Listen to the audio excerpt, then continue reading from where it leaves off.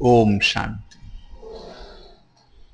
आज मुरली में कौन सी बात अच्छी लगी? இன்னைக்கு முரளியில எந்த ஒரு விஷயம் உங்களுக்கு ரொம்ப பிடிச்சதுன்னு கேக்குறாங்க. अब बताइए। பாபா एक बोलो। क्या? ஒவ்வொருத்தரா தனித்தனியா சொல்லுங்க. बाबा ने बाब- गिफ्ट पूछा. बाबा ने गिफ्ट पूछा। अच्छा, और हाँ, मेहनत वाले नहीं बनना है. मेहनत वाले नहीं बनना। Very good. और मेरे बच्चे मेहनत नहीं करना है. मेरे बच्चे मेहनत नहीं। Very nice. डिस्गाइज नहीं होना है. अच्छा अच्छा, दिल से। Very good. हाँ, अधिकारी बनना है. अच्छा, अधिकारी बनना है। देखो, अरे मैंने भी जब मैंने क्या किया पता है आपको? ये क्यों पूछा? ये सब बातें भी अच्छी है।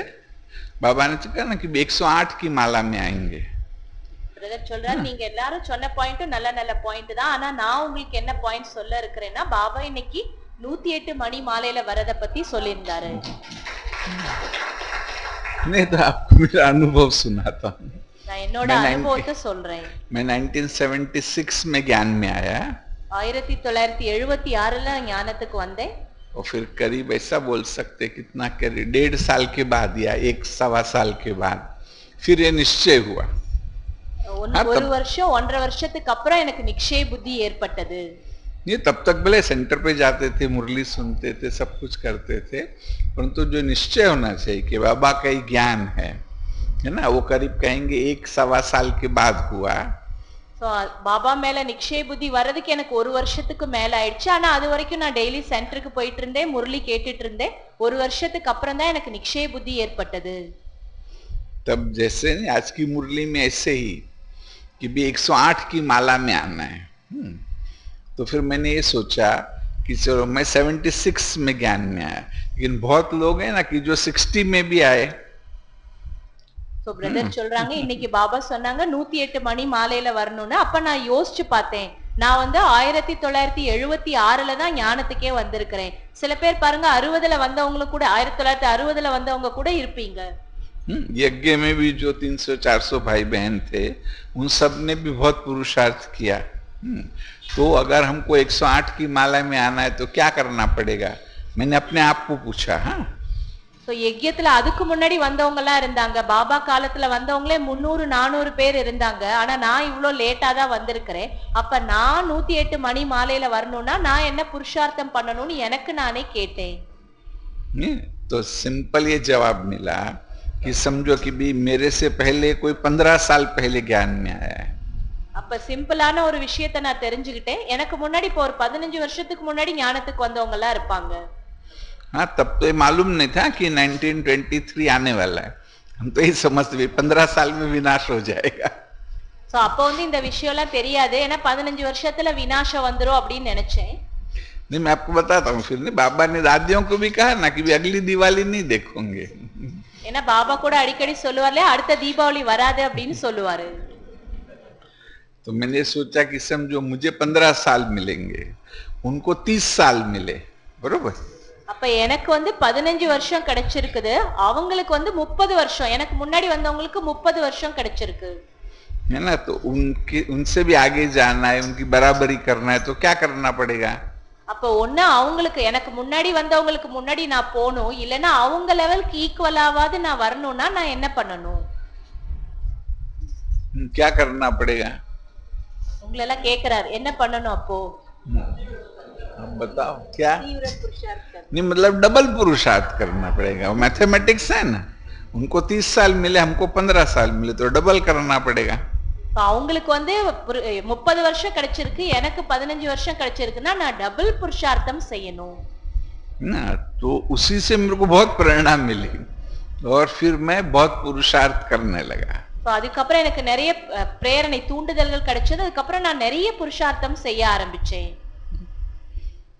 तो आपको भी ये सोचना है कि भी आप हो सकते हैं ना, भी कोई 10 साल से ज्ञान में, कोई 20 साल से है, तो पहले तो कितना पुरुषार्थ कर चुके हैं। तो 108 की माला में आना है तो कितना मुझे 4 गुना 5 गुना पुरुषार्थ करना पड़ेगा। அப்ப நீங்க எல்லாரும் கூட யோசிச்சு பார்க்கணும். நீங்க 10 வருஷமா ஞானத்துல இருக்கலாம், 20 வருஷமா இருக்கலாம். அப்ப உங்களுக்கு முன்னாடி வந்தவங்களா இருக்கலாம். அப்ப நீங்க அவங்களோட 3 மடங்கு 4 மடங்கு அதிக புருஷார்த்தம் பண்ணாதான் 108 மணி மாலையில வர முடியும்.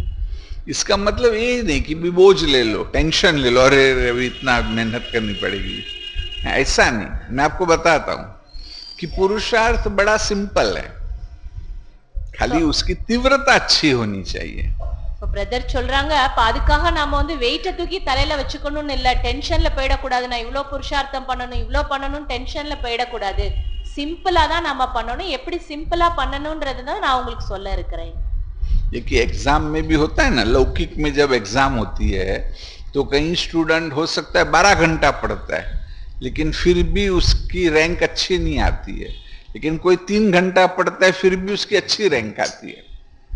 சோ லௌகிக்ல கூட பாத்தீங்கன்னா ஸ்டூடெண்ட் எக்ஸாமுக்கு படிப்பாங்க. சில பேர் 12 மணி நேரம் உட்கார்ந்து படிப்பாங்க, ஆனா அவங்களுக்கு மார்க் கிடைக்காது. சில பேர் 3 மணி நேரம் தான் படிப்பாங்க, நல்ல மார்க் வாங்கிடுவாங்க. है ना? तो ऐसा क्यों? तो ஏன் இப்படி இருக்கு அப்போ? क्यों? क्योंकि वो एकाग्रता से पढ़ता है ना, उसका मन यहाँ वहां नहीं जाता है। ஏன்னா அவங்க வந்து கான்சென்ட்ரேஷன் ஒருமுக தன்மையோடு படிப்பாங்க. இங்க அவங்க அப்படின்னு அவங்களோட கவனம் வந்து திசை திரும்பாது.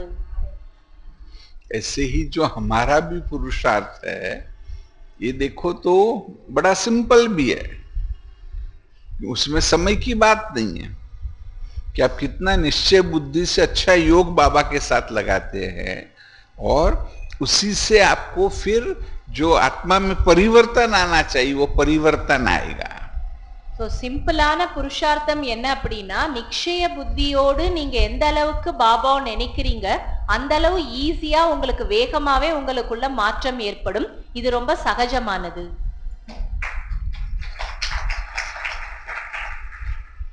ये थोड़ा मैं आपको गहराई की बात बताता हूं। இத பத்தி நான் இன்னும் உங்களுக்கு ஆழமா சொல்றேன்னு சொல்றாங்க. एक कहानी है, मतलब ये एक कहते हैं रियल उदाहरण है, उससे आपको जो बात मैं बताना चाहता हूं वो भी स्पष्ट हो जाएगा। कि एक क्या कहेंगे कि गुरु थे, उनका एक आश्रम था। तो एक नौजवान वो गुरु जी के पास गया और बोला कि मुझे भी आपका शिष्य बना लो। சோ பிரதர் சொல்றாங்க, இதுக்கு வந்து ஒரு ரியல் கதை உங்களுக்கு நான் சொல்ல இருக்கிறேன். இந்த கதையோட முடிவுல உங்களுக்கு இன்னும் தெளிவு கிடைக்கும். ஒரு குரு இருந்தாரு, அவருடைய ஆசிரமத்துல ஒரு யங்கா இருக்கக்கூடிய ஒரு இளைஞன் வந்து அவர்கிட்ட போறாரு, நான் உங்ககிட்ட ஷீடனா சேர விரும்புறேன்னு சொல்றாரு. तो गुरु जी ने कहा कि भी मेरे आश्रम में जगह ही नहीं है, समझो यहाँ 100 लोगों की क्षमता है, तो पहले से ही 100 लोग है, अभी मैं तुझे नहीं रख सकता हूं, मैं तुझे ज्यादा कुछ सिखा नहीं सकता हूं। அப்போ வந்து அந்த குரு சொன்னாரா, என்னோட ஆசிரமத்துல இடம் இல்ல, ஏன்னா ஏற்கனவே 100 பேருக்கு தான் இடம் இருக்கு, 100 பேர் தான் இருக்காங்க, உன்னை தங்க வைக்க முடியாது, உனக்கு என்னால கற்றுக் கொடுக்க முடியாது அப்படின்னு சொல்லிடுறாரு. तो उसने बहुत रिक्वेस्ट की कि भाई मुझे रखो ही रखो। तो गुरु ने कहा कि देख, मैं तेरे को कुछ सिखा नहीं सकता हूं, परंतु है ना, यहाँ पर रसोई घर में काम है, जो किचन में काम है, तू चाहे तो किचन में काम कर, तेरे को रोज 2 टाइम का खाना देंगे, लेकिन मैं तुझे कुछ सिखाने वाला नहीं हूं।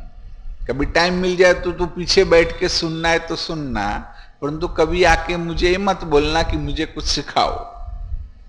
அதுக்கப்புறம் அவர் சொன்னாரா, திரும்ப அவர் ரெக்வஸ்ட் பண்றாரு, கண்டிப்பா நான் இங்கதான் இருக்கணும், எனக்கு ஏதாவது பண்ணுங்க அப்படின்னு கேக்குறாரு. அப்ப சொன்னாரா, இங்க இடமே கிடையாது, வேணும்னா நீ கிச்சன்ல போய் வேலைக்கு வேலை பண்ண, நீயே அது வேணா நீ செய்யலாம், ஆனா உனக்கு 2 வேளை சாப்பாடு தான் கொடுக்க முடியும் எங்களால.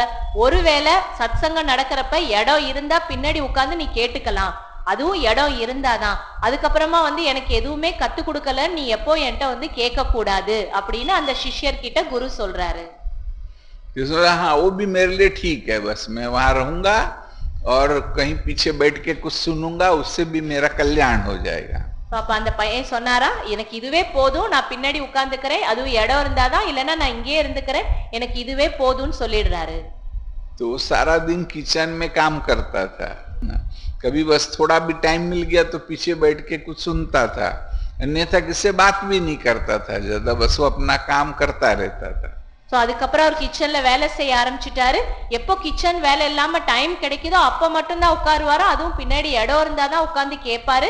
சோ அதுக்கப்புறமா அவர் அப்படிதான் இருந்தாரு, வேற எதுவுமே செய்யல, அங்க யார்கிட்டயும் அவர் பேசவே மாட்டாரு. नहीं, क्योंकि कुछ बोलता भी नहीं था, कुछ लिखता भी नहीं था।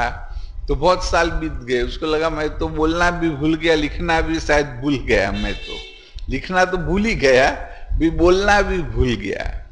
சோ ரொம்ப வருஷங்கள் அப்படியே போயிடுது. அப்ப அவர் நினைச்சு பார்த்தாரா, நான் பேசுறதே இல்ல, யார்கிட்டயும் பேசுறதும் எனக்கு மறந்து போயிடுச்சு, எழுதுறதுக்கான வாய்ப்பும் இல்ல, அப்ப எழுதுறதும் மறந்து போயிடுச்சு, பேசுறதும் எனக்கு மறந்து போயிடுச்சுன்னு நினைச்சாரு. और भी शिष्य ऐसा ही समझते थे कि इसको कुछ लिखना पढ़ना तो आता ही नहीं है, बोलना भी आता है कि नहीं पता नहीं। இப்ப அங்க இருக்க மற்றவங்களும் என்ன நினைச்சாங்களா, இவருக்கு எழுதுறதும் மறந்து போயிருக்கும், பேசுறதும் மறந்து போயிருக்கும், இவருக்கு எல்லாமே மறந்து போயிருக்கும்னு நினைச்சாங்க. नहीं, ऐसे करते करते गुरु भी काफी बूढ़े हो गए थे। फिर उनको ये विचार आया कि मेरा उत्तराधिकारी कौन होगा, कोई ऐसा शिष्य हो कि जो लायक है तो उसी को उत्तराधिकारी बनाए। சோ அதுக்கப்புறம் குருவுக்கு பாத்தீங்கன்னா வயசாயிடுச்சு. அப்ப குரு யோசிச்சாராம், எனக்கு அப்புறம் யார் வந்து அதிகாரத்துல இருந்து இவங்களை எல்லாம் பாத்துக்கிறது, அப்ப தகுதியான ஒரு சிஷ்யரை தேர்ந்தெடுத்தாதான் என்னுடைய அதிகாரத்தை கொடுக்க முடியும்னு குரு நினைச்சாரு.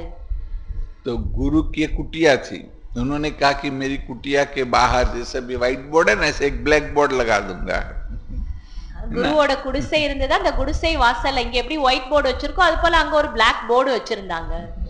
नहीं, तो जो भी शिष्य सबसे अच्छी बात वो बोर्ड पे लिखेगा ना, उसको मैं मेरा उत्तराधिकारी बनाऊंगा। அப்போ அந்த குரு வந்து எல்லாருக்கும் என்ன சொன்னாராம், நான் வச்சிருக்கிற வெளியில வச்சிருக்கிற போர்டுல யார் ஒரு நல்ல விஷயத்தை எழுதுறாங்களோ அவங்களுக்கு தான் என்னுடைய அதிகாரம் பதவியை நான் கொடுப்பேன்னு சொன்னாரு. तो उसमें एक बहुत ही तेज शिष्य था, उन्हें बहुत ही बुद्धिशाली था, बहुत अच्छा बोलता था। सबने सोचा कि भाई यही उत्तराधिकारी बनेगा, यही बहुत तेज है, बहुत अच्छा बोलता भी है ना। तो उसने जाकर के वो बोर्ड पे एक बात लिखी। சோ அப்போ வந்து அந்த அந்த அந்த குரூப்லயே வந்து ஒரு நல்ல புத்திசாலியான ஒருத்தர் ஒரு சிஷ்யர் இருந்தாரு. அப்ப எல்லாரும் அவரை தான் நினைச்சாங்களா, இவர் தான் வருவார், ஏன்னா நல்லா எழுத தெரியும், நல்லா படிக்க தெரியும், நல்லா பேச தெரியும், அதனால அவரை தான் தேர்ந்தெடுப்பாருன்னு மற்றவங்க எல்லாம் நினைச்சாங்க. அந்த புத்திசாலி சிஷ்யனும் போர்டுல போய் ஒரு விஷயத்தை எழுதுறாரு. उसने लिखा कि बे मन ही सब कुछ है, मन पे विजय प्राप्त कर लेंगे तो हम सारी दुनिया पे विजय प्राप्त कर सकते। அவர் என்ன எழுதி இருந்தாருன்னா, மனசுதான் எல்லாமே, ஆகையால மனச வெற்றி அடைஞ்சிட்டா உலகத்தையே வெற்றி அடைஞ்சிடலான்னு அந்த சிஷ்யர் போய் எழுதினாரு. तो सबने पढ़ा तो सबको लगा देखो इसने बहुत अच्छी चीज लिखी है, यही उत्तराधिकारी बनेगा। लेकिन जब गुरुजी ने वो पढ़ के वहां गए तो उनके चेहरे के हाव भाव कुछ नहीं थे, लगा कि इनको ये बात पसंद नहीं आई। அந்த விஷயத்தை படிச்ச உடனே எல்லாரும் நினைச்சாங்களா, இவர் தான் கரெக்டா எழுதி இருக்காரு, இவருக்கு தான் வரப்போகுதுன்னு. ஆனா குரு வந்து பார்த்துட்டு அவரோட முகத்துல எந்த ரியாக்ஷனுமே இல்ல, அவருக்கு அது பிடிச்ச மாதிரியே அந்த முகத்துல அவரு காட்டிக்கவே இல்ல. जब सबने सोचा कि अभी इसकी बात पसंद नहीं आई तो किसकी बात पसंद आएगी, सबसे बुद्धिशाली तो यही था। तो उन्होंने ये सोचा कि वो जो है जिसको बोलना लिखना नहीं आता है ना, उसकी वो मजाक उड़ाने लगे, तू जाके कुछ लिख ना, तेरे को गुरुजी उत्तराधिकारी बना देंगे। அப்ப எல்லாரும் வந்து நினைச்சாங்களாம், இவ்ளோ புத்திசாலி எழுதுனதே குருவை திருப்தி படுத்தலையே, அப்ப யார் என்ன பண்ண முடியும், இவ்ளோ நல்ல விஷயத்த எழுதி இருக்காரு, ஆனா குரு திருப்தி ஆகல, என்ன நடக்க போகுதுன்ட்டு. அப்ப அந்த எழுதவும் வராது, படிக்க வர மாட்டாங்களா அந்த சிஷ்யர் இருப்பார் இல்லையா, அவர்கிட்ட போய் எல்லாரும் அவர் என்ன பண்ணாங்களாம், கிண்டல் கேலி பண்ணாங்களாம். நீ போ, நீ ஏதாவது எழுது, நீ எழுதுனது பிடிச்சிருச்சுன்னா குரு ஒன்ன செலக்ட் பண்ணிடுவார். அதாவது அவரை டீஸ் பண்றாங்க எல்லாரும் சேர்ந்து அந்த நேரத்துல. है ना, सबने मजाक में हंसी में उसको बोला। तो सबने बोला, तो उसने कहा कि देखो मैं तो लिखना तो भूल ही गया हूं, है ना, बोलना मुझे थोड़ा थोड़ा आता है, तो आप में मैं बोलता हूं, आप में से कोई लिख दो वहां पे। சோ அப்ப அந்த சிஷ்யர் என்ன சொன்னாரா, பாருங்க எனக்கு பேசுறதாவது கொஞ்சம் கொஞ்சம் தான் வருது, எழுதுறது சுத்தமா எனக்கு மறந்தே போயிடுச்சு, நான் வேணா சொல்றேன், உங்கள யாராவது ஒருத்தர் போய் எழுதுங்க அப்படின்னு சொன்னாராம். तो फिर उसने बोला और किसी ने लिखा कि मन तो है ही नहीं, तो फिर उसमें विजय प्राप्त करने की बात ही कहां से निर्माण हुई। அப்ப அவர் சொன்னாரா, என்ன சொன்னாரா, மனசுன்னு ஒண்ணுமே கிடையாது, இருந்தாதானே அதுல வெற்றி அடையிறது, அப்ப வெற்றி அடையிறதுங்கிற விஷயம் இங்க எப்படி வரும் அப்படின்னு சொன்னாராம். ये लिखा कि हमको तो कहा कि भी नो माइंड की स्थिति को प्राप्त करना है। அப்ப நாம நோ மைண்ட், அதாவது மனசே இல்ல அப்படின்ற நிலையை அடைய வேண்டும் அப்படின்னு சொன்னார். மனம் என்பது அப்படிங்கிற ஒன்னே கிடையாதுன்ற லெவலுக்கு நாம போகணும். जो दूसरे शिष्य थे वो तो समझे भी नहीं, परंतु जब गुरु जी ने देखा तो बोला हाँ यही सबसे इम्पोर्टेंट बात है, जो मैंने सिखाया उसमें सबसे इम्पोर्टेंट ये बात है, यही मेरा उत्तराधिकारी है. அப்போ அந்த எழுதின சிஷ்யன் நினைச்சு பார்த்தாராம், இவர் என்ன சொல்றாரு அப்படின்னு. அவருக்கு என்ன பண்ணல, எழுதினவருக்கே புரியல. ஆனா குரு படிச்சு பார்த்துட்டு என்ன சொன்னாராம், எனக்கு அப்புறம் அதிகாரத்துல இருக்க போறது இவருதான் அப்படின்னு சொல்லிட்டாரு. तो आपको मन में कोई प्रश्न आया? सुना तो कोई क्वेश्चन आया मन में? இத கேட்ட உடனே உங்க எல்லாருக்கும் மனசுல ஏதாவது கேள்வி வந்துச்சா அப்படின்னு கேக்குறாரு. क्या है? क्या कोई आया प्रश्न? नहीं आया. கேள்வி யாருக்கு வந்துச்சுன்னு கேக்குறாரு, கேளுங்க. हाँ क्या क्वेश्चन नहीं आया? नहीं आया. अच्छा अच्छा, तो ऐसा आएगा ना कि भी नो माइंड मतलब क्या? मन तो है ही है. என்ன பிரதர் சொல்றீங்க, என்ன சொல்றீங்க? वो पूछ रहे जो बोलने वाला था वही उत्तराधिकारी बनेगा या लिखने वाला उत्तराधिकारी बनेगा? बोलने वाला बनेगा ना, लिखने वाला तो सिर्फ लिखा ना. मन ही नहीं मतलब बुद्धि, बाबा को याद. हाँ नहीं, वही उसी पे मैं आता हूँ, इसीलिए ये बात है. चलो ये बरोबर है कि मन ही नहीं है तो बाबा को याद कैसे करे. இப்ப இந்த பிரதர் என்ன எதிர்பார்க்கிறாருன்னு நம்ம என்ன புரிஞ்சுக்கிட்டோங்கிறதுக்காக தான் அந்த கேள்வி கேட்கிறாரு. முரளி பிரதர் சொன்னாங்க மனசே இல்லைன்னா பாபா எப்படி நினைக்கிறது அப்படின்னு. சோ அந்த விஷயத்தை தான் நான் எதிர்பார்த்தேன்னு பிரதர் சொல்றாங்க. ऐसा थोड़ा कॉम्प्लिकेटेड बात है. இது ஒரு காம்ப்ளிகேட்டடான விஷயம் தான். परंतु मैं ऐसा समझाऊंगा इस बात को कैसे कि भी मन का शुरू में उपयोग करना है, बाबा को याद करना है, बाबा से शक्ति लेनी है. और ऐसे करते करते स्थिति आनी है कि हम नो माइंड बन जाए तो ब्रदर फाइनली. तब फिर बाबा की याद की भी जरूरत नहीं है. वो अल्टीमेट स्टेज है, वो शुरू की स्थिति नहीं है. இல்ல பிரதர் என்ன சொல்றாங்க அப்படின்னா, ஆரம்பத்துல நாம மனச யூஸ் பண்ணணும். பாபா நினைக்கிறதுக்கு, பாபாட்ட இருந்து சக்தி வாங்குறதுக்கு மனச நம்ம யூஸ் பண்ணணும். ஆனா நாள் ஆக ஆக நோ மைண்ட், மனசு அப்படிங்கிற லெவலையே நம்ம கடந்து போயிடணும். அதுதான் ஃபைனல் ஸ்டேஜ். அதுக்கப்புறம் நம்ம உட்கார்ந்து பாபாவை நினைக்கணும் அப்படின்றதெல்லாம் கிடையாது. மனசை யூஸ் பண்ணி பாபாவை நினைக்கணும்ன்றது கிடையாது. பாபாவுடைய நினைவு அப்படிங்கறது என்ன ஆயிடும், நிரந்தரமானதாக ஆகிவிடும்.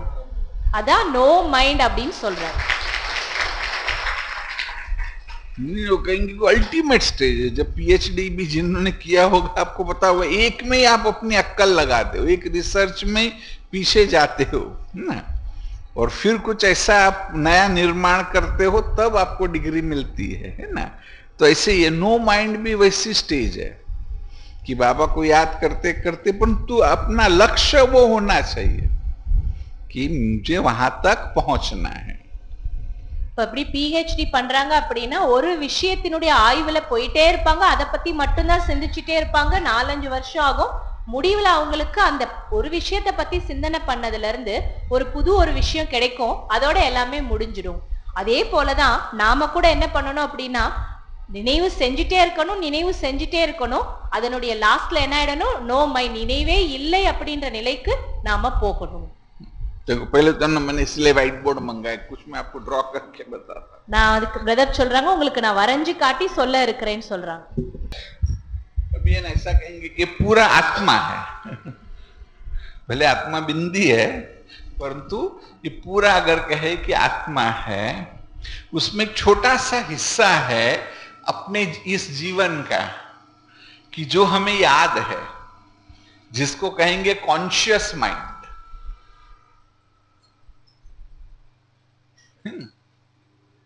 பிரதர் சொல்றாங்க இப்ப நம்ம வரைஞ்சிருக்கிறோம் இல்லையா, இதுதான் நம்முடைய ஆத்மான்னு வச்சுக்கோங்க. ஆத்மா ஆக்சுவலி பாயிண்ட் ஆஃப் லைட் தான் உள்ள நடுவுல காட்டி இருக்கிறோம். பட் இதுதான் ஃபுல் ஸ்வரூபம்னு வச்சுக்கோங்க. அதுல அந்த வெளியில இருக்கிறது என்னன்னா நம்முடைய நினைவுல இருக்கக்கூடிய விஷயங்கள், நமக்கு என்னெல்லாம் ஞாபகத்துல இருக்கு, அதுதான் கான்சியஸ் மைண்ட் அப்படின்னு சொல்றோம். छोटा सा 2-3% है, ज्यादा नहीं है. ஆனா அது 2-3% மட்டும்தான் இருக்கும், அதிகமாலாம் இருக்காது. और बहुत सारी ऐसी चीजें हमको याद नहीं है, परंतु कभी कभी याद आती है, कोशिश करने पे याद नहीं आती है, कि अचानक कभी भी हम स्नान कर रहे हैं, वो कुछ देख रहे हैं, हमको जीवन की घटना याद आ जाती है, तो उसको कहेंगे सबकॉन्शियस. சோ அடுத்து பாத்தீங்க அப்படின்னா சப்கான்ஷியஸ் மைண்ட், ஆழ்நிலை. அதுல என்ன சொல்றாங்க பிரதர் அப்படின்னா, சில விஷயங்கள், நிறைய விஷயங்கள் இருக்கும், நம்ம நினைவுபடுத்தணும்ன்ற அவசியம் இல்ல, தானாவே சில நேரம் நினைவுக்கு வரும், உள்ளுக்குள்ளதான் இருக்கும். சில நேரம் குளிச்சிட்டு இருப்பீங்க, டக்குன்னு நினைவுக்கு வரும். அதாவது நீங்க நினைவு செய்யறதுக்கு முயற்சி பண்ணாமலேயே நினைவுக்கு வரக்கூடிய விஷயங்கள். कि जो भी कहेंगे ऑलमोस्ट और 30-40% है, और बहुत सारी ऐसी यादें हैं कि इतनी गहराई में चली गई कि कभी याद आती ही नहीं है. சோ இது பாத்தீங்கன்னா 30ல இருந்து 40% தான் இந்த நிலையில இருக்குது. ஆனா அடுத்து பாத்தீங்கன்னா என்ன இருக்கு அப்படின்னா, நீங்க எவ்வளவுதான் நினைக்கணும்னு முயற்சி பண்ணாலும் உங்க நினைவுக்கே வராது. அதுதான் அந்த மூணாவது பார்ட். जैसे बाबा कहते हैं कि इतने जन्मों के संस्कार हमारे अंदर है आत्मा में, जो हमें याद नहीं है, परंतु वो संस्कार हमें कंट्रोल करते हैं, तो उसको कह सकते हैं अनकॉन्शियस. பாபா சொல்றாங்களே, எத்தனை ஜென்மத்தோட விஷயங்கள் உங்க மனசுக்குள்ள இருக்குது, ஆத்மாக்குள்ள இருக்குன்னு சொல்லி இருக்கிறாரு. ஆனா அதை நினைச்சு பார்த்தா தெரியுமா? வரவே வராது நமக்கு. ஆனா அதெல்லாம் சன்ஸ்கார ரூபத்துல ஆத்மாவுக்குள்ள பதிவாகி இருக்கிறது. और सबसे डीप में एक पॉइंट है कि जिसको मैंने नाम दिया सुप्रा कॉन्शियस. சோ அதுக்கப்புறமா அதுல டீப்பான ஒண்ணு இருக்கு, அதுக்கு பிரதர் கொடுத்திருக்கிற பேர் என்ன? सुप्रा कॉन्शियस. अब ये बहुत कुछ है, लंबा क्लास हो सकता है. यहाँ पर जो मूल बात मैं बताना चाहता हूं कि जो सुप्रा कॉन्शियस है वो सुपर इंटेलिजेंट है ना, उसमें अनलिमिटेड पावर है. பிரதர் சொல்றாங்க, இத பத்தி எடுத்தோம்னா அது ஒரு பெரிய கிளாஸ் ஆயிடும். ஆனா நான் எசன்ஸா உங்களுக்கு சொல்றேன். இந்த சுப்ரா கான்ஷியஸ் அப்படிங்கிறது என்ன? சூப்பர் இன்டெலிஜென்ஸ், அதாவது அபரீதமான ஒரு அறிவு. இது எப்படி இருக்கும்னா எல்லைக்கு அப்பாற்பட்டதாக இருக்கும். उसमें अनलिमिटेड ऑर्गेनाइजिंग कैपेसिटी भी है.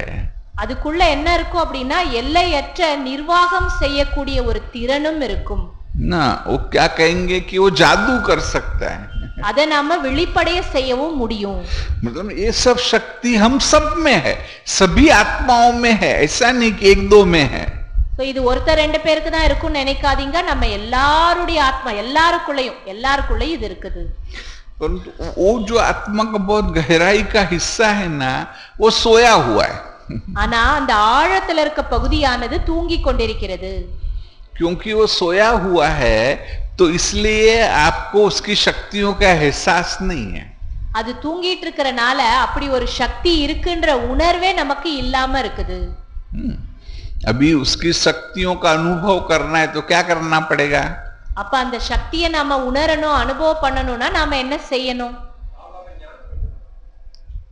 नहीं, अभी बोला वही सोचो, मैंने बोला उसके हिसाब से सोचो. பிரதர் என்ன சொன்னாங்கன்னா, இதுவரைக்கும் பிரதர் கிளாஸ்ல நீங்க கேட்டதை வச்சு நீங்க சிந்தனை பண்ணி பதில் சொல்லணும். निर्संकल्प स्थिति नहीं, या तो ऐसे कि वो सोया हुआ है तो उसको जगाना पड़ेगा. தூங்கிட்டு இருக்கிறத வெளிப்படைய செய்யணும். जैसे ना, इससे एक उल्टा उदाहरण है रामायण में.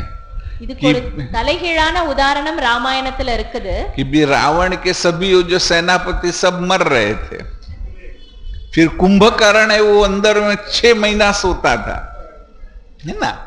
तो अभी राम पर विजय प्राप्त करना है तो कुंभकर्ण को जगाओ. तो क्या किया, वो जहां था वहां अंदर अंदर अंदर गए, है ना. फिर कहते नगाड़े बजाए, कुंभकर्ण को जगाया, जाग जा, राम से लड़ना है. அந்த பிரதர் என்ன உதாரணம் சொல்றாங்கன்னா, ராவணனோட அந்த யுத்தம் நடந்துட்டு இருந்தப்ப எல்லா மந்திரி சேனாதிபதி எல்லாம் இறந்துட்டாங்க. அப்ப கும்பகர்ணன் வந்தாதான் போர் பண்ண முடியும். ஆனா கும்பகர்ணன் என்ன பண்ணுவார்? 6 மாசம் தூங்கிட்டு இருப்பார்.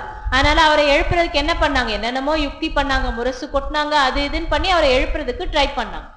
ये नेगेटिव एग्जाम्पल है. अभी हम पॉजिटिव एग्जाम्पल लेते कि यहाँ पर सुप्रा कॉन्शियस में अद्भुत शक्ति है, परंतु उसका उपयोग करना है तो क्या करना पड़ेगा? அது ஒரு நெகட்டிவான உதாரணம். அது போல நமக்குள்ள இந்த சுப்ரா கான்ஷியஸ் அப்படிங்கிறது தூங்கி கொண்டிருக்கிறது. அதை வெளிப்படைய செய்யறதுக்கு நாம என்ன செய்யணும்னு கேக்குறோம். क्या उसको जगाना पड़ेगा. बरोबर ना? अभी उसको जगाना है तो क्या करना पड़ेगा? திரும்ப பிரதர் கேக்குறாங்க அதை விழிப்படைய வைக்கிறது முக்கியம், அதுக்கு நம்ம என்ன செய்யணும் பதில் கேக்குறாங்க. कि वहां तक पहुंचना पड़ेगा. जैसे कुंभकर्ण जहां सोया था वहां गए ना अंदर, बाहर से बोलेंगे कुंभकर्ण जाग जा तो आवाज ही नहीं पहुंचेगा. அப்ப எப்படி அவரை எழுப்புறதுக்கு ட்ரை பண்ணாங்க, அப்ப வெளியில இருந்து கூப்பிட்டுட்டே இருந்தா அவருக்கு கேட்காது இல்லையா? அப்ப வெளியில இருந்து கொஞ்சம் கொஞ்சமா என்ன பண்ணாங்க, உள்ள போயிட்டே இருந்தாங்க இல்லையா? அது போல நம்ம என்ன செய்யணும்? तो यहाँ भी एक ही बात कि सुप्रा कॉन्शियस तक पहुंचना पड़ेगा. क्या बोलते कुछ ज्ञान को अप्लाई करना है. वही मैं बता आता हूँ जल्दी नहीं कर, मैं आ रहा हूँ उसके ऊपर. नहीं मैं उस पर उसी बात पे आ रहा हूँ. பிரதர் சொல்றாங்க கொஞ்சம் கொஞ்சமா அதை திங்க் பண்ணி நம்ம சொல்லணும், புரிஞ்சிட்டு சொல்லணும்னு சொல்றாங்க. अभी बाबा तो भगवान है ना, बाबा ने डायरेक्ट ज्ञान दिया. अच्छा ही है. हाँ, मैं आपको थोड़ा समझा के बताता हूँ ताकि बुद्धि में बैठे जो करना है वो क्यों करना है. சோ டைரக்டா அந்த விஷயத்துக்கு நம்ம போக கூடாது பிரதர். அதான் பதில் கூட நம்ம டைரக்டா அந்த பதில சொல்ல கூடாது. அதை அடையிறதுக்கு நாம ஸ்டெப் பை ஸ்டெப்பா என்ன பண்ணணும் அப்படிங்கறது போறப்பதான் இந்த விஷயம் உங்க புத்தியில நல்லபடியா பதியும். அதை வந்து பிரதர் என்ன சொல்றாங்க, ஸ்டெப் பை ஸ்டெப்பா சொல்லி கொடுக்கறேன்னு சொல்றாங்க. जैसे बाबा ने आज भी बोला, बहुत बार बाबा बोलता है कि बोझ नहीं लो, तुम्हारा बोझ मुझे दे दो. இன்னைக்கு முரளியில கூட பாபா சொன்னார், சுமையை தூக்கி தூக்கி வச்சுக்காதீங்க, உங்க சுமையெல்லாம் என்கிட்ட கொடுத்துருங்கன்னு சொன்னாரு. कि आप बोलेंगे कि सेवा का बोझ तो लेना पड़ेगा. இப்ப சில நேரம் என்ன சொல்றோம், சேவையோட சுமையை எடுத்துக்கணும் தானேன்னு சொல்றோம். सेवा का बोझ नहीं लेंगे तो कैसे होगा? சேவையோட சுமையை எடுத்துக்கலன்னா அப்புறம் எப்படி நம்ம சேவா பண்ணுவோம்? है कि नहीं? परंतु वो भी नहीं लेना है. सेवा का बोझ भी करना जरूर है, परंतु बोझ नहीं लेना है. சேவா நம்ம கண்டிப்பா செய்யணும், ஆனா அந்த சுமையை நம்ம எடுத்து வச்சுக்க கூடாது. वो यहां से आप समझेंगे जो मैं समझा रहा हूं ना कि सुप्रा कॉन्शियस तक पहुंचना है, उसमें जबरदस्त शक्ति है. बराबर, ये समझ गए? இப்ப நாம புரிஞ்சிட்டோம் சுப்ரா கான்ஷியஸ் வரைக்கும் போகணும், அதுல ஆற்றல்கள் அதிகமா இருக்குன்னு. ஆனா என்ன பண்ணணும்? जब तक आप सोचते रहेंगे, हम सोचते हैं तो बहुत सारे थॉट्स आते हैं ना हमको, थॉट्स बहुत सारे आ रहे है ना.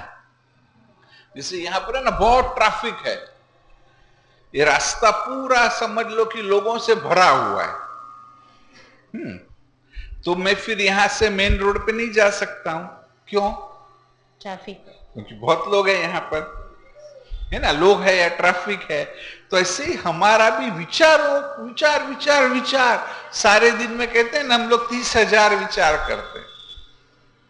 तो इतने सारे विचार है कि यहां जा ही नहीं सकते.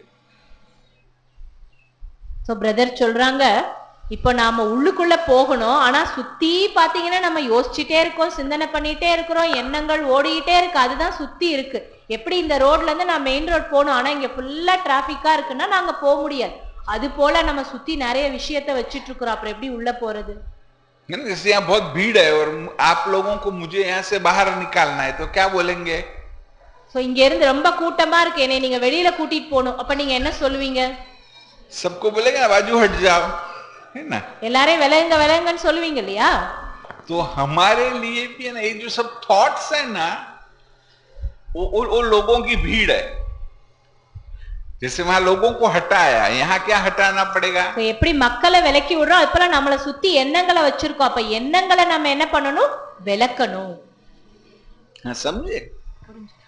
वहां लोगों को हटाया, यहाँ क्या हटाने का? எப்படி மக்கள் அங்க விலக்கி விடுறோம், அது போல எதை நாம இங்க விலக்கி வைக்க வேண்டும்? थॉट्स को हटाने का है. नहीं, यहाँ विचारों को आपको हटाना पड़ेगा. विचार எண்ணங்கள்னு பிரதர் சொல்றாங்க, எல்லா எண்ணங்கள்னு சொல்றார், குறிப்பிட்ட ஒரு எண்ணத்தை சொல்லல, எண்ணங்கள். लेकिन आप बोलेंगे कि भाई जी विचार तो आते हैं, हम नहीं करते. நம்மளா உடனே என்ன சொல்லுவோமா, நாங்களா உட்கார்ந்தெல்லாம் எண்றது இல்ல, அதுவாவே எண்ணங்கள் வருதே, நாங்க என்ன பண்றதுன்னு சொல்றோமா? नहीं, ऐसा नहीं है, है ना. हम विचार करते, पहले तो बोलेंगे कि कम सोचो. குறைவாதான் சிந்திக்க எண்ணணும், மனசுல எண்ணங்கள் குறைவாதான் இருக்கணும். भले सोचना भी पड़ता है, नहीं बोलेंगे. जैसे आप बोलेंगे कि अभी घर जाके कौन सी सब्जी बनाने की, नहीं सोचेंगे तो कैसे बनेगी? சோ நீங்க சொல்லலாம், யோசிக்காம எப்படி இருக்கிறது, வீட்டுக்கு போய் என்ன பொரியல் பண்றது அப்படின்னு அதை யோசிக்காம இருக்க முடியுமா? அப்ப எண்ணங்கள் தேவையானது கொண்டுதான் வரணும். चलो थोड़ा सोचना पड़ेगा कि ये सब्जी बनानी है, रास्ते में से खरीदनी है, लेकिन हम बहुत कुछ सोचते हैं फिर। ஆனா நம்ம வீட்டுக்கு எப்படி போகணும், என்ன பண்ணணும், போய் என்ன செய்யணும், அதை பத்தி எல்லாம் யோசிக்கணும். ஆனா நம்மளாம் என்ன பண்ணுவோம், அதிகமா யோசிப்போம். कि भी ऐसा कि ये सब्जी मेरे पति को अच्छी लगेगी या नहीं लगेगी, बेटे को अच्छी लगेगी या नहीं लगेगी, उसमें मिर्ची तो ज्यादा नहीं पड़ जाएगी, उसमें तेल तो ज्यादा नहीं गिर जाएगा, हम लोग बहुत सोचते हैं। நம்ம யோசிக்கிறத விட்டுட்டு என்ன பண்ணுவோம், காய் வைக்கணும்னு யோசிக்கிறது கரெக்ட். ஆனா இதை எப்படி அதிகமா யோசிக்கிறோம், இந்த காய் எங்க வீட்டுக்காரருக்கு பிடிக்குமா என்னன்னு தெரியல, இந்த காய் பிள்ளைங்க சாப்பிடுமா என்னன்னு தெரியாது, ஒருவேளை காரம் உப்பு கூடி போனா, இப்படி அதிகமா யோசிக்கிறோம். है ना, तो वो बहुत कुछ सोचो नहीं, இப்படி அதிகமா யோசிக்க கூடாது. ये तो काम की बात तो ठीक, इसके अलावा देखो हम ना बहुत अपने आप को दूसरों से कंपेयर करते हैं। சோ இது தேவையான எண்ணங்கள் தான். ஆனா இதுல கூட அதிகமா யோசிக்கிறோம். அடுத்து என்ன பண்றோம், ஒன்றோடு ஒன்றை ஒப்பிட்டு பாக்குறோம். है ना, नहीं कंपेयर करते हैं कि इसका घर मेरे से बड़ा है, इसके पास मेरे से अच्छे कपड़े हैं। அடுத்து என்ன பண்றோம், மத்தவங்களோட கம்பேர் பண்றோம். என்னை விட உங்கள்ட்ட பெரிய வீடு இருக்கு, என்னை விட உங்கள்ட்ட நல்ல ட்ரெஸ் இருக்கு, இப்படி கம்பேர் பண்றோம். इनके बच्चे हमारे बच्चे से ज्यादा होशियार है, बहुत कुछ सोचते हैं ना। இவங்க என்னோட குழந்தைங்க இவங்க குழந்தைய விட இவங்க குழந்தைங்க என்னோட குழந்தைய விட புத்திசாலியா இருக்காங்க, அப்படி கூட யோசிச்சுட்டு இருக்கிறோம். तो ये जिसके एक दूसरे से तुलना करना बंद कर दो. ஒருத்தரோடு ஒருத்தரை கம்பேர் பண்றது, நம்மளை பிறரோடு ஒப்பிட்டு நாம சிந்திக்கிறத முதல்ல நம்ம நிறுத்தணும். क्योंकि हम एक यूनिक व्यक्ति है ना, நாம் ஒவ்வொருத்தரும் தனிப்பட்டவர்கள். अभी तो थोड़े समय में मुझे मालूम नहीं था, अभी मैं नैरोबी गया था, तो वहां गए ना, तो जैसे कि क्या बोलेंगे कि प्लेन में जाएंगे तो चेक करते हैं ना अंदर सब कुछ, तो क्या बोला मैं, कहते हो कैमरे के सामने खड़े हो जाओ, वहां खड़ा हो गया, अभी जाओ। बोले क्या किया, कहते आपकी आंखें हमारे पास है हमारे रिकॉर्ड में है, आपकी आंखों से मालूम पड़ा कि यही व्यक्ति है, दूसरा नहीं है समझे, अपना आधार कार्ड होता है ना, देखना आप अंगूठा लगाते हैं तो वहां आता है ना कि यही आधार कार्ड, तो अभी तो आपकी आंखों से भी मालूम पड़ेगा कि यही व्यक्ति है, दूसरा कोई नहीं हो सकता है. சோ பிரதர் சமீபத்துல நைரோபி போயிருந்தாங்க. அப்ப பிளைட்டுக்காக போறப்ப அவரை போட்டோ எடுத்துட்டு மட்டும் அனுப்பிட்டாங்க, வேற ஒண்ணுமே கேட்கல. அப்ப அவர் கேட்டாராம், எதுக்கு போட்டோ எடுத்தீங்க அனுப்பிட்டீங்க அப்படின்னு. எங்க கிட்ட ஏற்கனவே உங்களோட கண்ணோட அந்த சாம்பிள்லாம் இருக்கு, அதை வச்சே நாங்க தெரிஞ்சுக்குவோம் நீங்க தான் உங்கன்னு. எப்படி ஆதார் கார்டை வச்சு நம்ம தெரிஞ்சுக்கிறோம், அங்க என்ன பண்ணாங்களா, கண்ணை வச்சே இவர் தான் அவருன்னு தெரிஞ்சுக்குவாங்களாம். एकदम यूनिक है ना कि आपका अंगूठा आपका ही है और किसी का आपके जैसा नहीं है, तो ऐसे हर प्रकार से हम विशेष है, अपनी तुलना किसी से भी मत करो. எப்படி ஒருத்தருடைய கைவிரல் ரேகை போல இன்னொருத்தரோடது இருக்க முடியாது, அது போல அங்க என்ன பண்ணாங்களா, கண்ணை வச்சு ஐடென்டிஃபை பண்றாங்களா. அது போல பிரதர் என்ன சொல்றாங்க அப்படின்னா, எப்படி நம்ம உடல்லயே பாருங்க ஒன்று இன்னொன்று மாதிரி இருக்கிறது இல்ல, அது போல நாம் ஒவ்வொருத்தருமே தனிப்பட்டவர்கள். ஆகையால நம்மை நாம் பிறரோடு ஒப்பிட்டு பார்க்கவே கூடாது. सेवा भी करनी जरूर है, मैं नहीं बोलता हूं कि सेवा नहीं करनी है, कि नहीं कि मेरे को कम मिल गई उसको ज्यादा मिला, मुझे मान नहीं मिला इसको मिला, ऐसा कुछ भी नहीं. बस क्योंकि हम सारा दिन तो बाबा को याद कर नहीं सकते. சேவை நம்ம செய்யறோம், ஆனா சேவை செஞ்சுட்டு என்ன பண்ணிடுறோம், எனக்கு இவ்வளவு கிடைக்கல, நிறைய சேவை அவங்களுக்கு கொடுத்துட்டாங்க, அவங்களுக்கு நிறைய மரியாதை புகழ் கிடைச்சிருச்சு, எனக்கு கிடைக்கல, இப்படிப்பட்ட சிந்தனைகள் வரக்கூடாது. दूसरा सेवा का बहुत बड़ा फायदा क्या है मालूम, और कुछ भी नहीं, क्या भी समझो भी मैंने वहां पे कल लेक्चर दिया, किसी ने किचन में खाना बनाया, वो दोनों का इक्वल है, कैसे मालूम. சோ நேத்து பாருங்க நான் கான்ஃபரன்ஸ்ல 1 hour லெக்சர் பண்ணேன், ஆனா அதே ஒருத்தர் கிச்சன்ல சமைச்சாங்க, ரெண்டு பேருக்கு ஈக்குவலான பலன் தான் பாபா கொடுக்கறாரு. आप बोलेंगे भी किचन वाले को तो किसने देखा भी नहीं, क्यों इक्वल है मालूम है. सेवा का मैंने समझा एक ही फायदा है कि ऐसे आमतौर पर रोज हम कोशिश करते 1 घंटा 1.5 घंटा 2 घंटा बाबा को याद करो, लेकिन पता नहीं उसमें 1 सेकंड भी बाबा से कनेक्शन जुटता है या नहीं जुटता है. हो सकता है कि आप 1 घंटा बैठे लेकिन 1 सेकंड भी बाबा से कनेक्शन जुटा नहीं. आप मनन चिंतन कर रहे थे मैं आत्मा हूं परमात्मा के, लेकिन वो वास्तव में कनेक्शन नहीं जुटा. लेकिन जब बाबा हमको याद करेगा तो क्या होगा, இப்போ பிரதர் சொல்றாங்க, நாம ஒரு நாளைக்கு 1 மணி நேரம் 1.5 மணி நேரம் 2 மணி நேரம் யோகா பண்றோம்னு சொல்றோம். ஆனா அதுல ஒரு செகண்டாவது பாபா கிட்ட கனெக்ட் ஆனமான்னு நம்ம யோசிச்சு பார்க்கணும். சில நேரம் பார்த்தா அந்த கனெக்ஷனே இருக்காது. வெறும் நம்ம மனன் சிந்தன் தான் பண்ணிட்டு இருப்போம். நான் ஆத்மா பாபா உங்ககிட்ட பேசுறேன், அந்த சிந்தனை தான் வந்துட்டு இருக்குமே ஒழிய பாபா கூட கனெக்ட் ஆயிருக்க மாட்டோம். ஆனா பாபா நம்மள நினைச்சாருன்னா அதோட அனுபவம் எப்படி இருக்கும் கேக்குறாங்க பிரதர். समझे? देखो साकार मुरली में भी आते हैं, बाबा याद करते। बिमनोहर दादी ने ऐसा किया, उषा बेन ने ऐसा किया, डॉक्टर निर्मला, बाबा याद करते हैं साकार मुरली में। तो अव्यक्त बाबा भी अभी हमको याद करता होगा, अभी तो ज्यादा कर सकता है। साकार में तो लिमिटेशन था ना कि भी वीक में 15 दिन में मुरली में 1-2 किसका नाम दे सकते, सारा दिन देगा तो कोई मुरली सुनेगा ही नहीं। परंतु अभी तो बाबा भी फ्री है, हमको याद करता है। இப்போ பிரதர் சொல்றாங்க, இப்படி சாக்கார முரளியில பாபா சில பேரோட பேரை சொல்லுவாரு. அப்ப அவரை நினைக்கிறாரு இல்லையா? உஷா தீதியை பத்தி பாபா சொல்லுவாரு, டாக்டர் நிர்மலாஜியை பத்தி சொல்லுவாரு. அப்ப அவங்களெல்லாம் பாபா நினைக்கிறாருல்ல. அப்ப சாக்காரத்துல கூட லிமிட் இருக்கும். 15 நாள் 20 நாளைக்கு ஒரு தடவை வேணா ஒருத்தரோட பேரை சொல்லலாம். ஆனா இப்ப பாபா அவ்யக்த பாபா, நிறைய டைம் இருக்கும், ஃப்ரீயா இருப்பாரு, நம்ம எல்லாரையும் அவர் நினைப்பாரு தானே எப்போ. तो सेवा से क्या होता है पता है कि सेवा के बाद बाबा आपको याद करता है। இப்ப சேவையோட பலன் என்ன அப்படின்னா, சேவை செஞ்சதுக்கு அப்புறம் பாபா உங்களை நினைப்பாரு. वो कोई भी करो, है ना, आप लेक्चर दो या झाड़ू लगाओ या खाना बनाओ, जो भी करो, आपने अगर अच्छे से बाबा की याद में सेवा की तो बाबा आपको याद करेगा। அப்ப நீங்க என்னனாலும் சேவா பண்ணுங்க, சென்டரை கூட்டுங்க, இல்ல சமைக்கிற சேவா பண்ணலாம், லெக்சர் பண்ணலாம். எந்த சேவா நீங்க பாபா நினைவோட பண்றீங்களோ அதோட முடிவுல பாபா உங்களை நினைப்பாரு. समझ गए सब? ताली बजाई तो कि नहीं समझे? புரிஞ்சிட்டு கை தட்டினீங்களா இல்ல புரியலையான்னு கேக்குறாரு. तो सेवा क्या करते हो बिल्कुल बिल्कुल इंपॉर्टेंट है। मैं अभी आपको इतने सालों के बाद बोलता हूं, इंपॉर्टेंट ये है कि तभी आपकी मानसिक अवस्था कैसी रही ना। आपकी मानसिक अवस्था अच्छी है, आपने बाबा को याद किया, बाबा की याद में किया, तो बाबा आपको याद करेगा। நான் என்னுடைய இவ்வளோ வருஷத்தினுடைய அனுபவத்துல சொல்றேன்னு சொல்லி பிரதர் சொல்றாங்க, நீங்க என்ன சேவா பண்றீங்கிறது முக்கியமே கிடையாது. நீங்க சேவா பண்றப்ப உங்க மனதினுடைய அந்த ஸ்திதி எப்படி இருந்தது அதுதான் முக்கியம். அதோட ஆதாரத்துல தான் பாபா உங்களை நினைவு செய்வார். तो देखो इसमें कोई सोचने की जरूरत है? அப்ப அதிகமா யோசிக்கிறதுக்கு இங்க வேலை இருக்கா என்ன நமக்கு? और मैं सच बोलता हूँ, हमें ऐसा नहीं, खाली कई बार होता है ना कि दूसरों को सुनाने के लिए सुना रहे, है ना। मैं कभी किसको जाके बोलता नहीं कि मेरे को ये सेवा दो। இப்போ பிரதர் சொல்றாரு, நான் எப்பவுமே அடுத்தவங்களுக்கு சொல்லணும்ன்றதுக்காக நிறைய விஷயங்கள் சொல்ல மாட்டேன், நம்ம பயிற்சி பண்றதுதான் சொல்லுவேன். அதே போல நான் யார்கிட்டே போய் எனக்கு இந்த சேவா கொடுங்க, எனக்கு அந்த சேவா கொடுங்கன்னு கேட்க மாட்டேன். देखो आबू में भी इतनी सारी कॉन्फ्रेंस होती है ना, मैं कभी नहीं बोलता, है ना। अभी जब यह क्या कहेंगे कि भी 2008 में ये शुरू हुआ पहली बार, कि जब हमारे एक रवि भाई है, उन्होंने आस्था चैनल में 20 मिनट का स्लॉट लिया था, क्योंकि वो पैसे लेते थे, काफी 5-6 लाख रुपए ले रहे थे तब भी, हाँ, कि 1 महीने का इतना पैसा देना है तो 20 मिनट का प्रोग्राम आएगा तुम्हारा।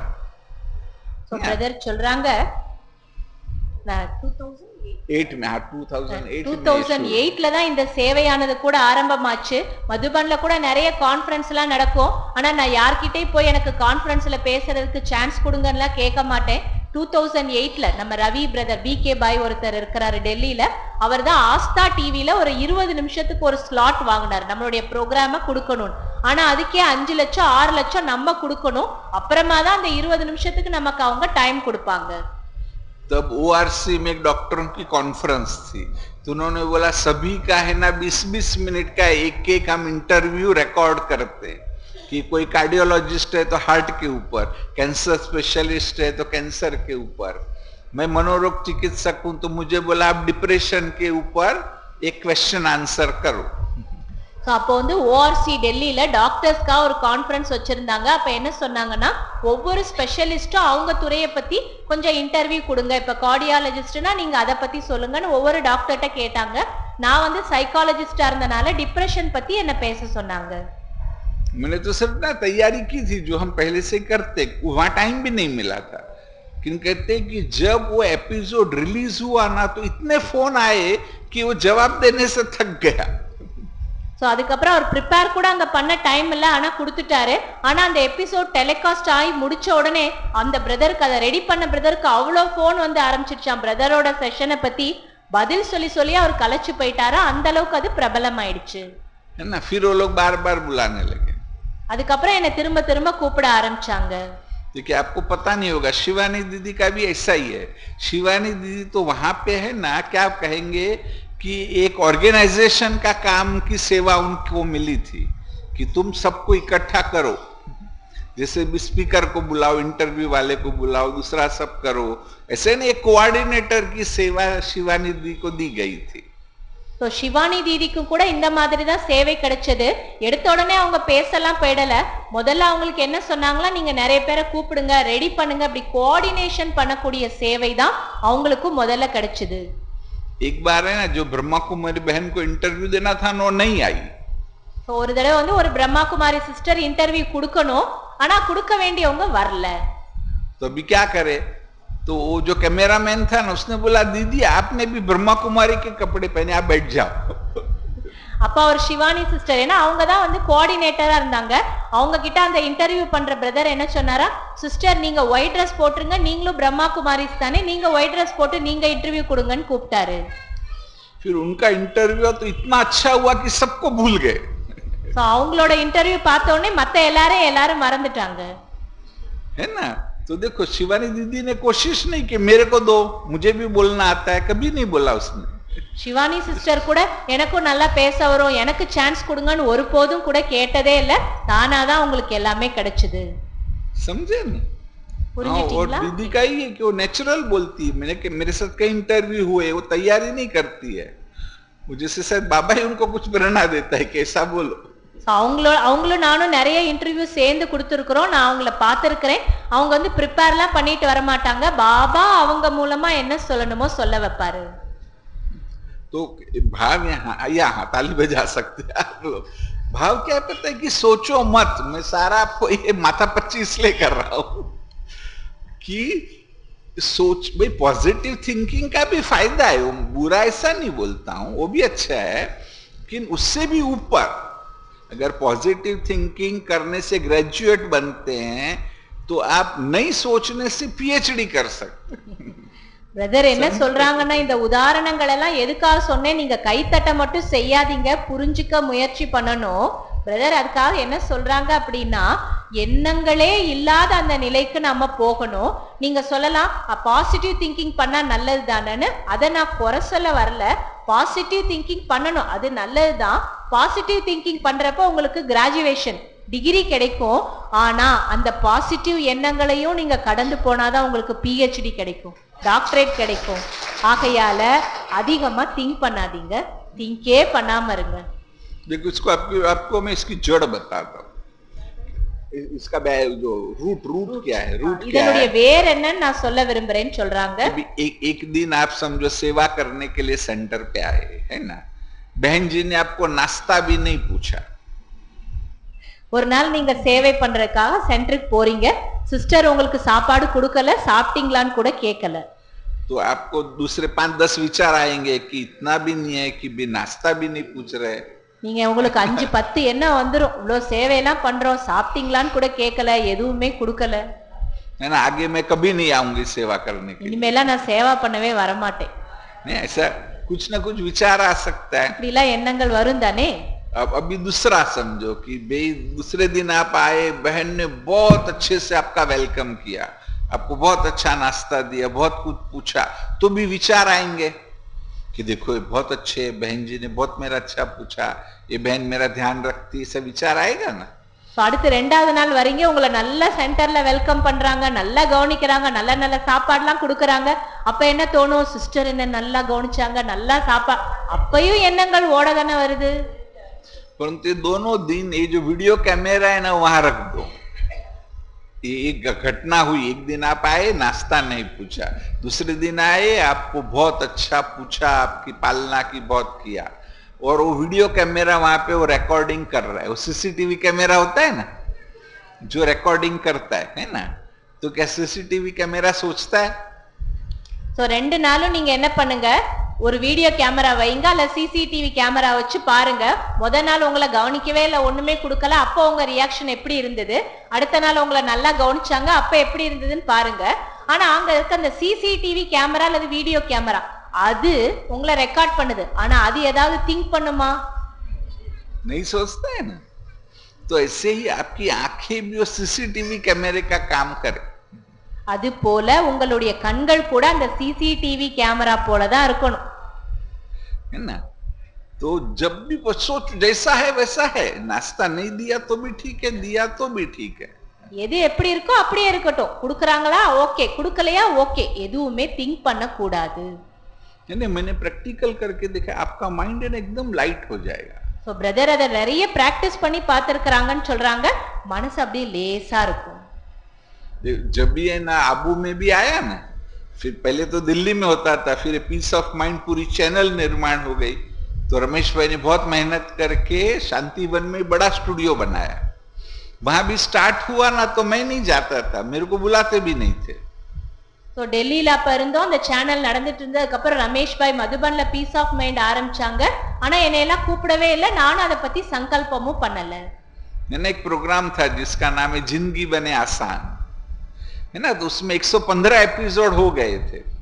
मेरे पहले बहुतों का हुआ था, 115 हुआ था। फिर उन्होंने बोला कि आप भी एक बार आकर के आप करिए। சோ அதுக்கப்புறம் அதுல ஜிந்தகி பனே ஆசான், அதாவது வாழ்க்கை எப்படி ஈஸியா வாழ்றது, இது வடநாட்டுல ரொம்ப பிரபலம், நிறைய பேர் அதை பண்ணிட்டு இருந்தாங்க, நம்ம பிகே டாக்டர்ஸ் எல்லாமே. அதுக்கப்புறம் 115 எபிசோடு அதுல முடிஞ்சிருச்சு. அப்புறம் ஒரு தடவை சொன்னாங்க, நீங்களும் வந்து ஒரு தடவை இன்டர்வியூ கொடுங்கன்னு என்ன கூப்பிட்டாங்க. अभी एक बार किया हमने, एक बार जाके 10-15 एपिसोड किए, तो इतने अच्छे लगे कि अभी मेरे 400 एपिसोड हो गए जिंदगी बने आसान। அப்ப நான் போனேன், ஒரு 10-15 எபிசோடு தான் கொடுத்தேன், ஆனா அதுக்கப்புறம் பாத்தீங்கன்னா என்ன தொடர்ந்து கூப்பிட்டாங்க. இப்ப 400 எபிசோடுக்கு மேல அதை நான் ரெக்கார்ட் பண்ணிட்டேன்.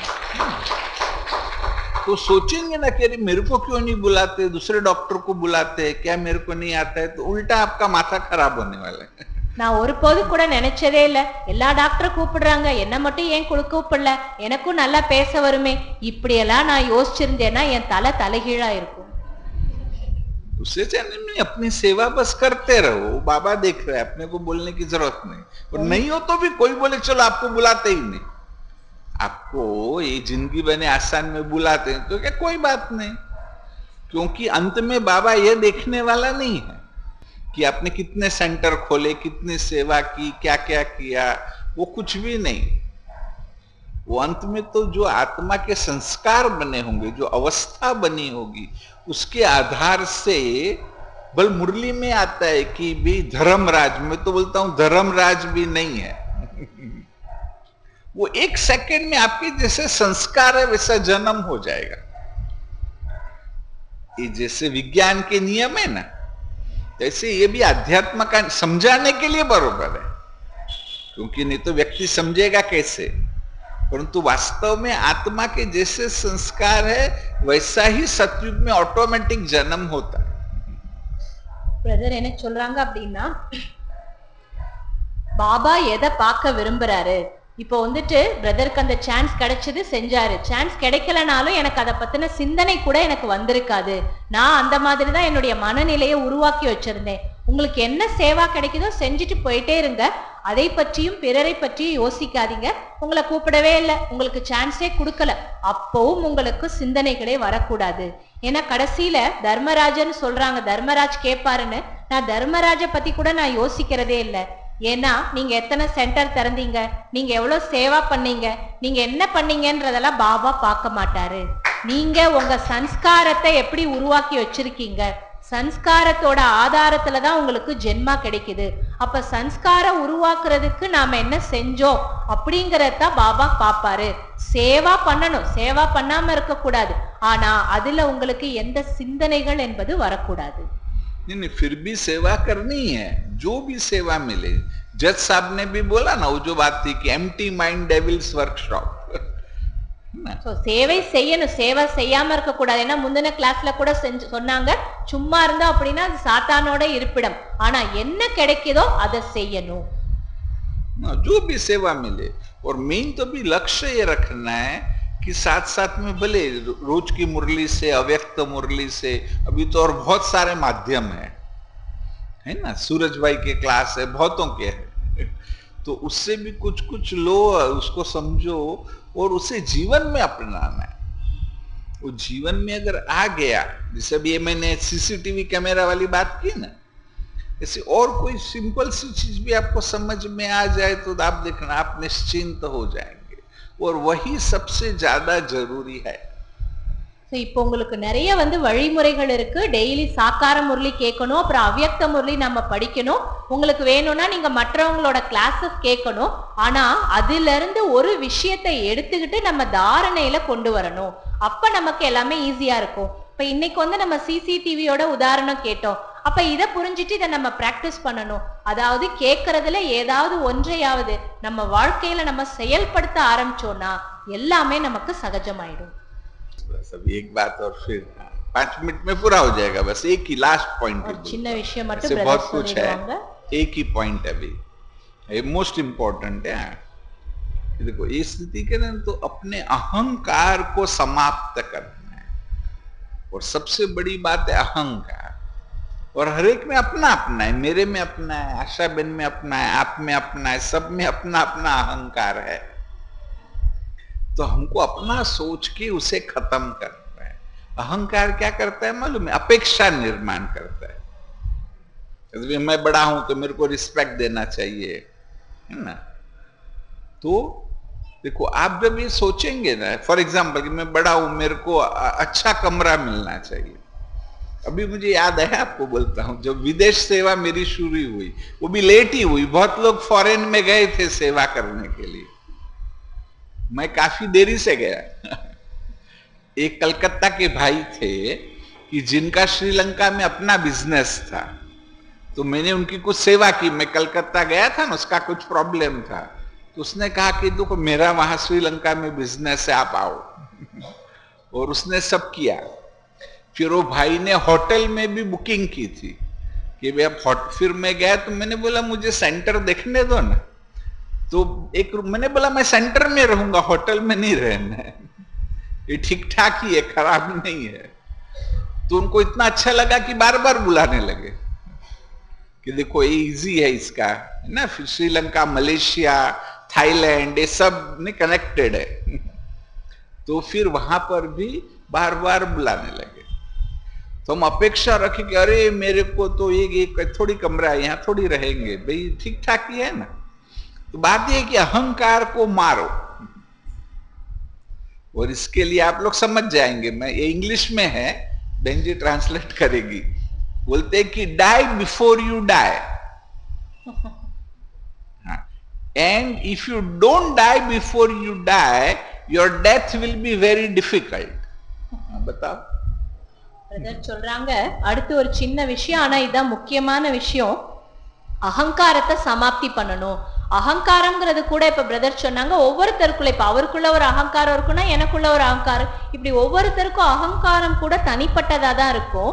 அப்ப அந்த அகங்காரம் என்னங்கிறத பார்த்து அதை நாம அழிக்கிறதுக்கு முயற்சி பண்ணணும்.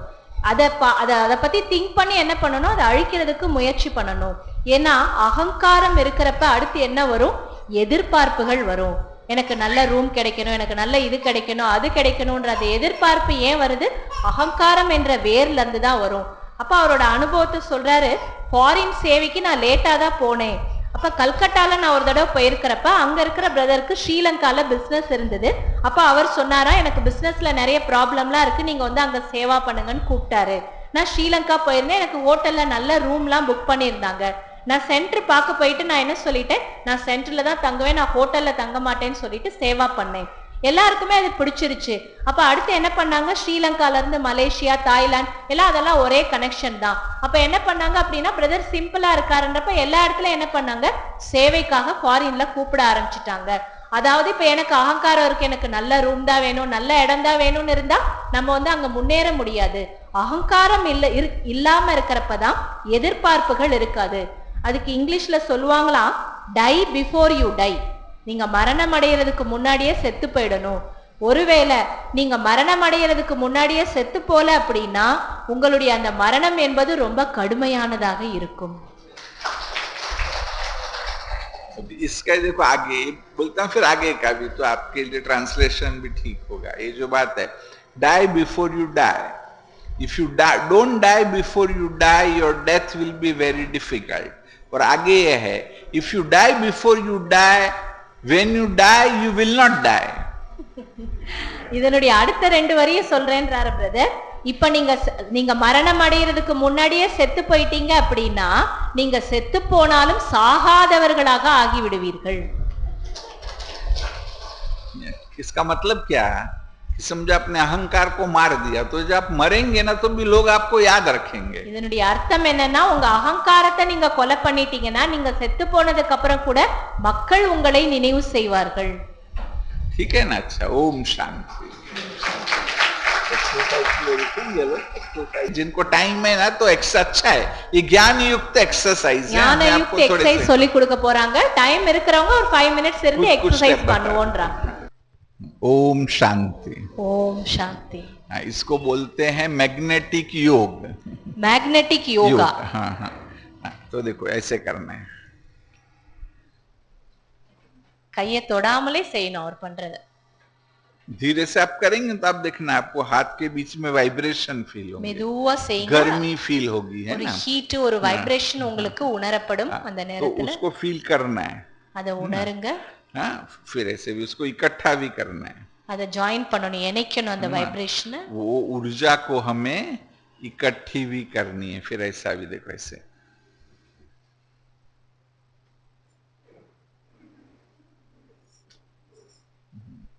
और पूरा मतलब क्या बोलेंगे कि सजगता के साथ प्रेजेंट में रह करके मुझे जो भी अनुभव हो रहे हैं उसको मैं फील कर रहा हूं. இந்த நிகழ்காலத்துல இருக்கணும். நிகழ்காலத்துல எனக்கு என்ன அனுபவம் கிடைக்குதோ அதை முழுமையாக உணர்றதுக்கு முயற்சி பண்ணணும். थोड़ा ही मैं आपको बताता हूं जो ज्ञान से रिलेटेड है सर. उसमें एक स्टेप है जिसको बोला है कि चोर को पकड़ना. बाबा बोलते हैं रावण को मारो. तो ये सोचो कि रावण आगे आगे भाग रहा है, आप उसके पीछे पीछे भाग रहे हैं. अभी रावण को मारना है. हाँ, भागो भागो. அதாவது வந்து திருடனை பிடிக்கணும்னு சொல்லுவாங்க. இப்ப ராவணனை கொலை பண்ணணும்னு சொல்றாரு பாபா. ராவணன் உங்களுக்கு முன்னாடி ஓடுறாரு. அந்த திருடனை பிடிக்கிறதுக்கா நீங்க ஓடுறீங்கன்னு நினைச்சிட்டு ஓடுங்க. रावण को पकड़ने के लिए भाग. ராவணனை பிடிக்கிறதுக்கா நீங்க ஓடுறீங்கன்னு நினைச்சிட்டு ஓடுங்க. நின்ன இடத்துல ஓடணும். अब एकदम नजदीक आ गए. रावण का गला दबा के मार डालो. இப்ப ராவணனோட கழுத்தை கை தட்டல, ராவணனோட கழுத்தை பிடிச்சு நீங்க நெரிக்கிறீங்க. अभी भी नहीं मरा. ஓடிட்டே இருக்கீங்க. ராவணன் உங்களுக்கு முன்னாடி ஓடிட்டே இருக்காரு, அவர் கழுத்தை பிடிச்சு நெரிக்கிறீங்க. अभी भी नहीं मरा. இப்போ சாகல அவரு. तो शेर बन के खा जाओ ऐसे. உங்க வாயை திறந்து அந்த ராவணனை சாப்பிட்டுடுங்கன்றாரு.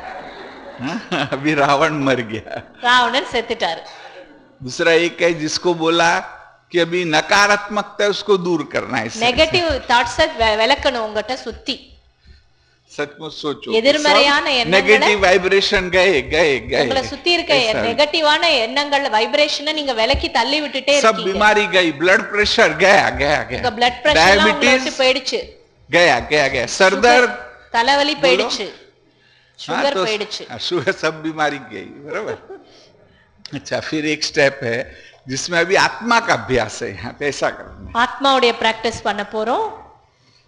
और सोचना है कि आपकी उंगलियों में ना पेंट ब्रश है, कलर होता है ना, कि जिससे अभी आप इंद्रधनुष या रेनबो बनाते हैं. ऐसा सोचो.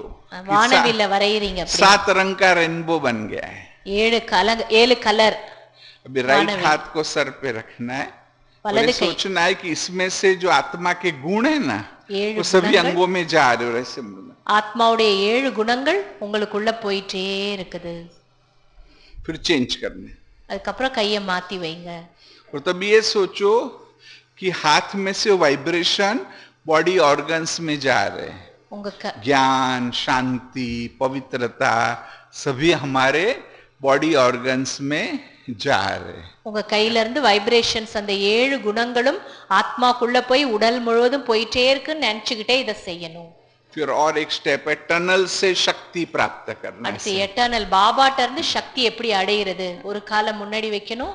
ऐसा सोचो कि एक टनल बन गई है, उससे आप शक्ति ले रहे हैं। अनादियानवर की तरफ शिव बाबा शांति के सागर है, बाबा से शांति मिल रही है, मैं आत्मा शांति से भरपूर बन रही हूँ, நான் ஆத்மா பாபாட்ட இருந்து சாந்தியை நிறைச்சிட்டே இருக்கிறேன்। बाबा प्रेम के सागर, பாபா அன்பு கடல், मुझे प्रेम मिल रहा है, எனக்கு அன்பு அவர்கிட்ட இருந்து கிடைச்சிட்டே இருக்கு, प्रेम से भरपूर बन रही, நான் அன்புல நிறைஞ்சிட்டே ऐसे இருக்கேன்। सातों गुण 7 बार करने हैं। இது 7 தடவை அப்படி பண்ணணும், 7 குணம் 7 முறை இதை செய்யணும்। दूसरा भी एक अच्छा है जिसको बोला वरदान प्राप्त करना, வரதானங்களை அடைவது। ऐसे सोचो कि अव्यक्त बाप दादा मेरे सामने खड़े हैं, उनसे मैं वरदान ले रही हूं। அவ்யக்த பாப்தாதா என் முன்னாடி நிக்கிறாருன்னு நினைங்க, அவர்கிட்ட இருந்து வரதானத்தை அடைஞ்சிட்டே இருக்கிறேன் நினைச்சிட்டே இந்த பிராக்டிஸ் பண்ணணும்। जो भी आपको वरदान चाहिए, सहनशीलता का वरदान, धैर्यता का பொறுமையினுடைய वरदान, வரதானம், தைரியத்தோட संतुष्टता का வரதானம், वरदान, திருப்தியினுடைய வரதானம்। कभी चाहे तो जल्दी जल्दी भी कर सकते हैं। சீக்கிரமா செய்யலாம், अच्छा, மெதுவாவும் आपको देरी भी செய்யலாம்। अभी लास्ट में बताता हूँ। ये सब हो गया ना, अब देखना YouTube में है, अभी टाइप में doctor Girish Patel moving meditation, तभी उसको बोलते थे मूविंग मेडिटेशन, जैसे 2-3 वीडियो है। Doctor Girish Patel moving meditation video போட்டிங்கன்னா நிறைய யூடியூப்ல வரும்।